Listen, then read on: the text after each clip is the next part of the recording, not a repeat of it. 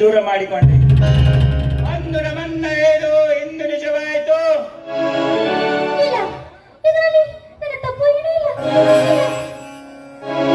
ಅಚ್ಚೆ ನಯವಂಚಕೆ ಬೆಂಕಿಲ್ಲದ ಬಗೆ ಆಡುವುದನ್ನಷ್ಟು ಸತ್ಯತೆಯದಷ್ಟು ವಿವೇಕಿಯೋ ನಿನ್ನ ಗಂಡನ ಮಾತಿಗೆ ಮರುಳಾಗಿ ಚಿಕ್ಕಂದಿನಿಂದಲೇ ತುತ್ತಿಟ್ಟ ಸಾಕಿಸಲಿದ ಅನ್ನತ್ತಿಗೆನೇ ದೂರ ಮಾಡಿಕೊಂಡೆ.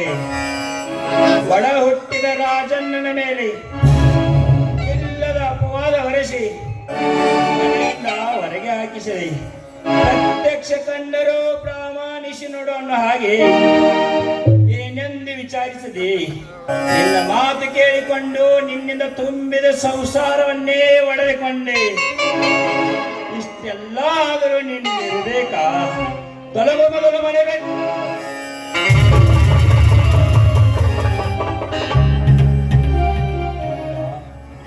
ಅಣ್ಣ, ನಾನು ತಪ್ಪು ಮಾಡಿಬಿಟ್ಟೆ. ನಾನು ತಪ್ಪು ಮಾಡಿಬಿಟ್ಟೆ.